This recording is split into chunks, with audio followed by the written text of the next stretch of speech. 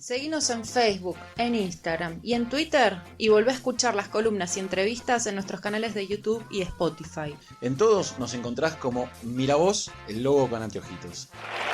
En la FM Identia, la 103.3, desde Merlo justamente para toda la costa de los Come Chingones, y en la 88.7 en la FM Río Seco en la ciudad de San Luis, y además en www.fmidentia.com.ar. Muy bien, te contábamos entonces antes de ir a la tanda esto, ¿no? De la situación que se está viviendo y que ya se está viviendo y que va a probablemente a profundizarse respecto de el presupuesto, la quita de subsidios, todo lo que tiene que ver con el ataque de alguna manera a las universidades, en este caso en particular. Y para eso vamos a tener una comunicación telefónica. Sí, estamos ya en línea con Alejandro Suyama, que es delegado de la Asociación de Docentes Universitarios y docente universitario acá en la Facultad de Turismo y Urbanismo de la Universidad Nacional de San Luis, que está acá en la Villa de Merlo. Primero te saludamos, Ale, buenos días, Pablo Cufré y Cecilia Genovese de este lado. Buenos días, sí, Pablo, un gusto estar con ustedes de nuevo. Ahí te tenemos un poquito, espera que se escucha más. Ahí, a ver, te escucho mejor, sí. Sí. ¿Se escucha mejor? Sí, ahí se sí. escucha. Buen día, Ale, ¿cómo estás?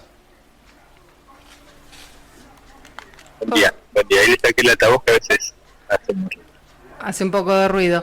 Bueno, un poco lo que queríamos era justamente poner en contexto y en perspectiva la situación de las universidades y en particular de la Universidad de San Luis de cara a el inicio de actividades que es dentro de poco, que volvemos, me incluyo para quienes estén escuchando, cuento que yo también trabajo en la facultad, somos compañeros de trabajo con Ale, volvemos a trabajar dentro de poquito los docentes y dentro de poco también ya empiezan las actividades de mesas de exámenes y clases luego, en una situación complicada. Un poco la idea era esa, poner en contexto y en perspectiva, ¿qué es lo que puede llegar a pasar, Ale?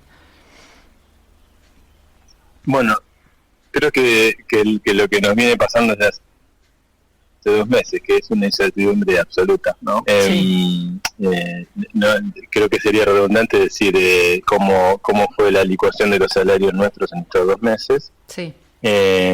Por poner uno de los puntos sobre la mesa de lo que es la situación de las universidades, ¿no? No es un punto menor en los salarios porque, para el que no sabe, entre el 85 y el 90 de los presupuestos del presupuesto que va a la universidad se destina.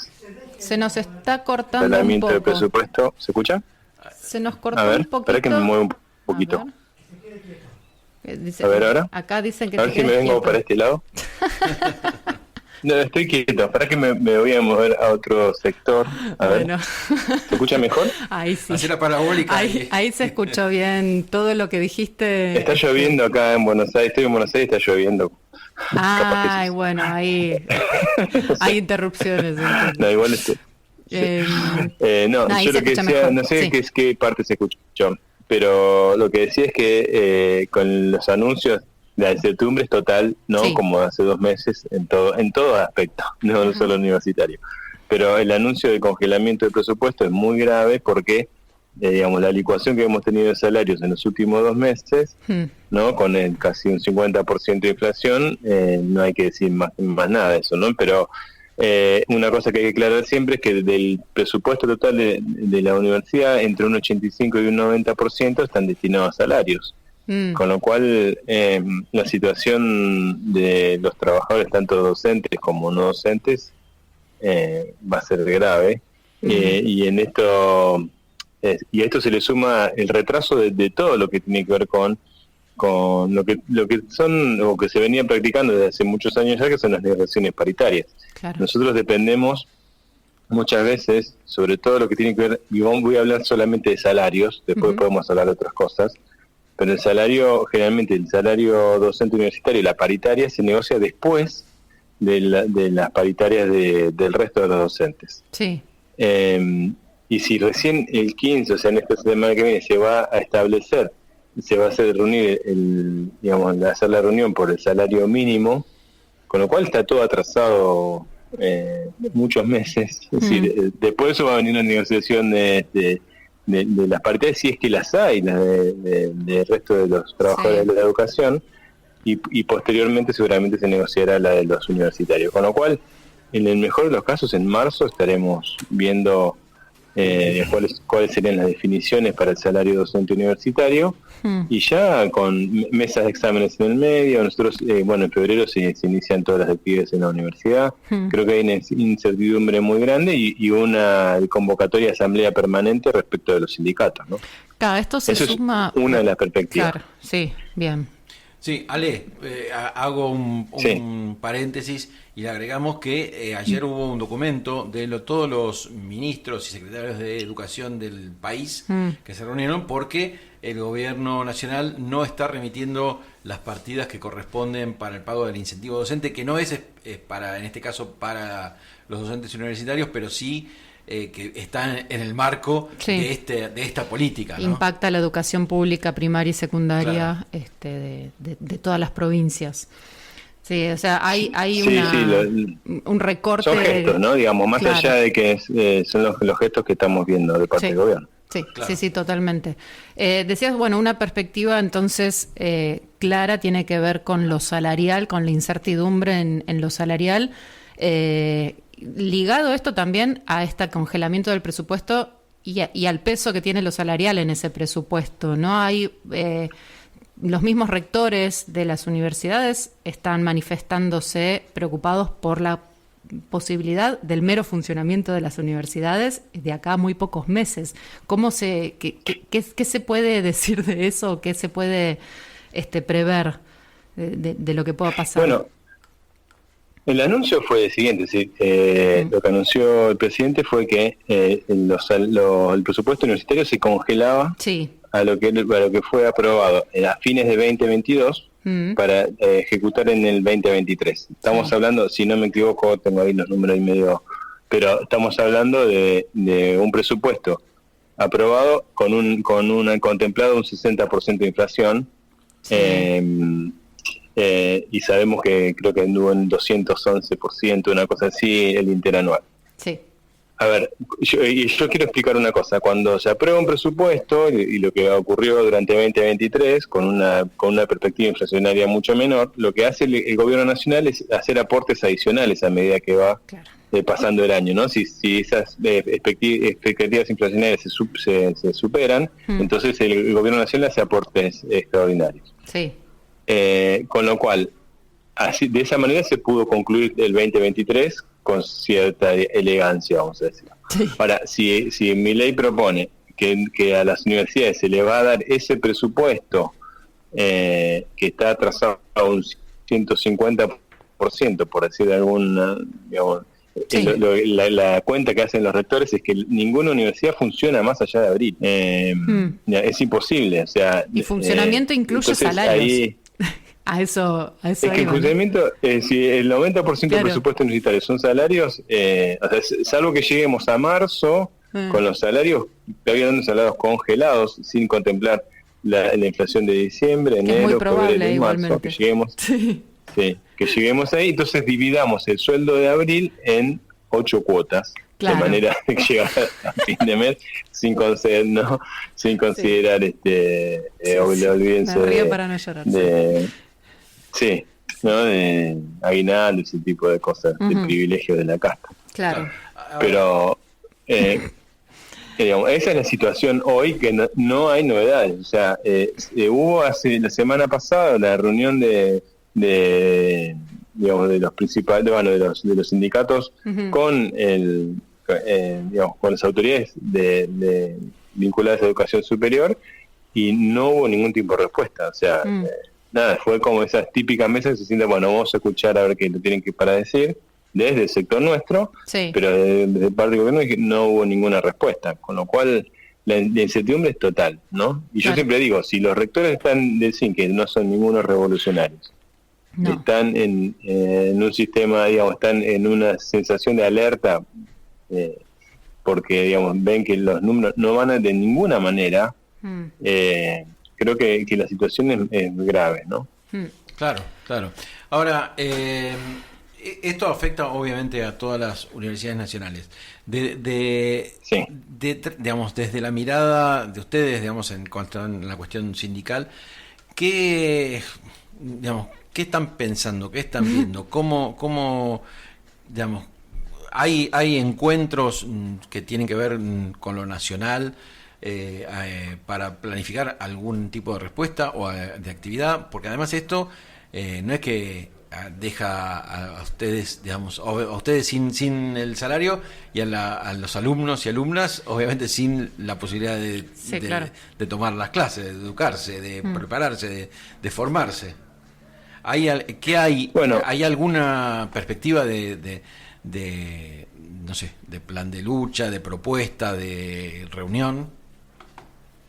Mira, yo te diría, en una situación más o menos normal, lo voy a decir, ya habría pensado un plan de lucha, digamos, o alguna propuesta de paro, pero esto es tan brutal y tan inaudito que creo que ni siquiera las dirigencias están pensando ahora, digamos, un cronograma de paros o algo por el estilo. Sí está convocado para esta semana que viene, digamos, se están convocando asambleas en todas las universidades para empezar a pensar un mandato a la hora que se convoquen las paritarias, pero no hay ni siquiera convocatoria de paritarias. Claro. Yo esto es lo que te digo, te lo voy a decir a nivel personal, digamos, digamos, yo soy delegado, en este momento no conformo parte de la comisión directiva del gremio, sí estoy en contacto con digamos, sobre todo lo que tiene que ver con San Luis, ¿no? Pero hay una desorientación,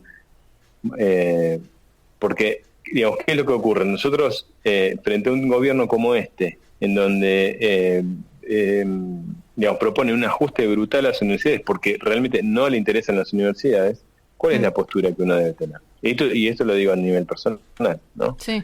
Es muy complejo porque justamente, digamos, el objetivo de un gobierno como este es erradicar las universidades públicas. Entonces, para ese lado iba la intención, si no hay pregunta. Claro, porque si no hay nosotros una propuesta de construcción entre estudiantes, comunidad, y no es una cuestión salarial lo que tenemos que sentarnos a discutir.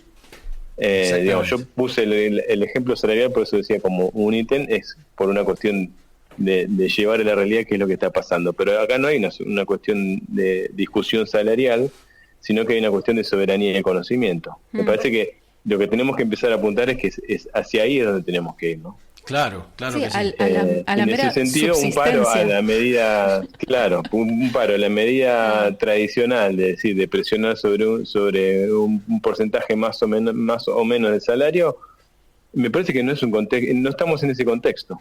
No estamos presionando un gobierno peronista o radical para decir, che, dame 2 puntos más, 2 puntos menos. No. Estamos en una situación de crisis casi no diría terminal porque creo que el pueblo argentino va a reaccionar, como lo espero, pero es de decir, bueno, las universidades generan gasto, las cerramos, y creo que esa es la postura de este gobierno. Claro, justo hace un rato hablábamos de, bueno, tendemos a querer analizar la realidad con una hoja de ruta vieja, ¿no? De esto, de estructuras, de una superestructura que en este momento no estaría siendo, ¿no? De una forma de hacer política, una forma de funcionar las instituciones, una forma de funcionar la democracia que en este momento está totalmente resquebrajada, si no rota. Entonces, la incertidumbre también está plasmada ahí, me parece, como en qué hacer con esto, qué está pasando. En principio, bueno, esto que decís de el presupuesto alcanza para unos pocos meses y que es lo mismo que dicen los rectores, ya pone una alerta que no solamente creo que afecta a quienes son partes de las comunidades universitarias, sino a todas las personas que crean que eso debe sostenerse, me parece. En ese sentido, esta apelación a conformar la masa crítica con estudiantes, con no docentes, con miembros de la comunidad que quieran apoyar a las universidades, es todo un desafío. Creo, desde lo sindical me parece, ¿no? No sé si se está charlando eso internamente. Sí, sí, en este momento los sindicatos, por lo menos en San Luis, están formando parte de intersectoriales, Sí. Que más allá, digamos, de la cuestión puntual, ¿no? Digamos, disciplinar o de la burbuja de cada uno de los sindicatos. Sí. Entonces, en todo el país se está dando de integrar desde los sindicatos universitarios estas digamos, agrupaciones multisectoriales de manera de poder dar visibilidad a la problemática de la universidad en el contexto de la sociedad, ¿no? Claro. Por eso, digamos, acá ahí tenemos un proyecto de gobierno que lo que quiere es, por un lado, mercantilizar toda la vida, digamos, del pueblo argentino, por un lado, y en ese sentido, digamos, hacer casi como cuenta de almacenero. Eso, digamos, es lo que nos venden nosotros. Nosotros sabemos que hay una intencionalidad que es mucho más abarcativa, que es entregar la soberanía a las grandes corporaciones, porque en realidad la universidad es eso, es una gran fuente, más allá de su eficiencia, que tenemos que revisarla, que hay un montón de cosas para corregir, pero la universidad lo que tiene es una generación de conocimiento genuino y soberano que pertenece en definitiva al pueblo argentino. Sí. Entonces, es lo que se pone en juego es eso, más allá de un salario docente. Exactamente. Y si el pueblo argentino está dispuesto a entregar eso, ¿no? Quizás como responsabilidad nuestra, los que integramos la comunidad universitaria, salir a decir, no es una cuenta de yo me dan tanto, gasto tanto, sino a veces lo que ocurre es que son ese conocimiento que se genera, ese know-how que está dentro de las universidades, es lo que vamos a perder. Sí. Y va a quedar en manos de las corporaciones que van a querer investigar lo que a ellos se les cante, lo que a ellos es de negocio, y lo que no de negocio no, cuando en realidad el conocimiento per se tampoco es una mercancía, ¿no? Esto es para charlarlo, si quieren, horas. Pero, sí, tenemos ganas de hacer una charla que vaya por ese lado, ya le dedicaremos tiempo.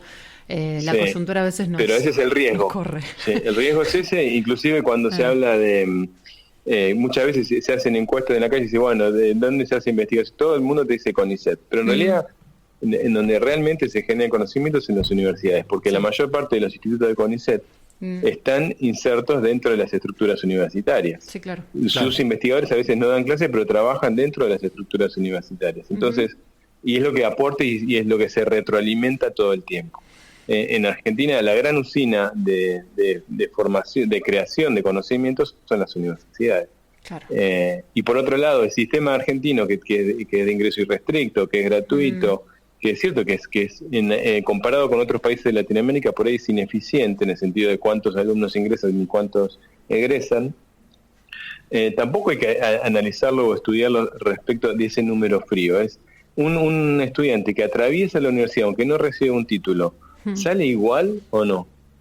Digamos, por eso a veces uno a veces se analiza cuando uno hace poco yo leí algunas notas que salieron el año pasado, sobre todo en Infobae, en donde se hacía mucho hincapié en eso, cuál era la eficiencia en Chile, en Brasil, ¿no? Y Argentina era menor, pero lo que no se analiza es qué pasa con ese estudiante que atraviesa la universidad. ¿Sale igual? ¿Debería salir igual? El acceso, una cosa muy interesante que esto también es importante destacar, que los estudiantes universitarios argentinos tardan más tiempo en recibirse que en otros lugares. ¿Y saben por qué? Porque muchos de esos estudiantes son trabajadores. Claro. Son laburantes. Sí. Con lo cual, digamos, eso debería llenarnos de orgullo, no de pesar, quiero decir. Nosotros estamos dando la oportunidad de que la clase trabajadora pueda acceder a estudios universitarios, cosa que no ocurre en otros países del mundo. En otros países del mundo la eficiencia entre los que ingresan y los que egresan es mayor porque los estudiantes se dedican solamente a estudiar.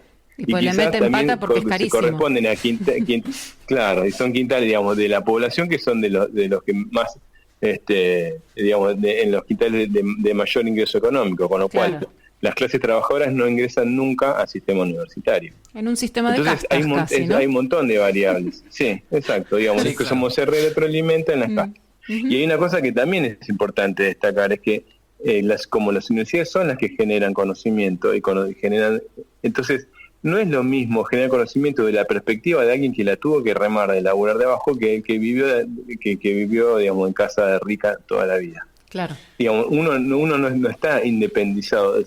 Su mirada de la ciencia, del conocimiento, no es independiente de cómo se formó y en qué ámbito se desarrolló. Totalmente. Entonces, ahí es donde es más importante, es decir, las universidades tienen que ser de ingreso irrestricto y tienen que ser gratuitas, para que la mirada, digamos, de la clase trabajadora esté dentro de la universidad. Ale, ¿no? Y eso es algo que a un modelo como este no le vamos a poder hacer entender nunca. Nunca. Decía Ceci que estamos pensando también para más adelante hablar más largo y tendido sobre estas cuestiones. Te la dejo así para que cuando llegue ese momento la vayas pensando, por qué tendría que financiarse con la mía, que es el argumento que claro, usan, sí. Así que y la otra, ya lo debatiremos. No sobran universidades, no sobran, definitivamente. no sobran. No, Japón tiene el doble de habitantes que Argentina Mm. y tiene casi 800 universidades. Mira. ¿No? Nosotros tenemos 56.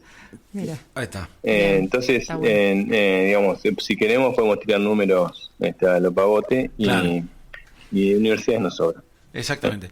Bueno, te agradecemos esta comunicación con este compromiso de que vamos a retomar el tema para charlarlo todavía más en profundidad. Sí, aquí. se vienen meses de lucha sin duda, así que va a haber vamos a charla estar- para rato. va a haber charla para rato. Lamentablemente. Lamentablemente. Bueno. Bueno, muchísimas gracias. Bueno, gracias a ustedes. Que por tengan el lindo espacio. día. Un Abrazo. Chao, chao.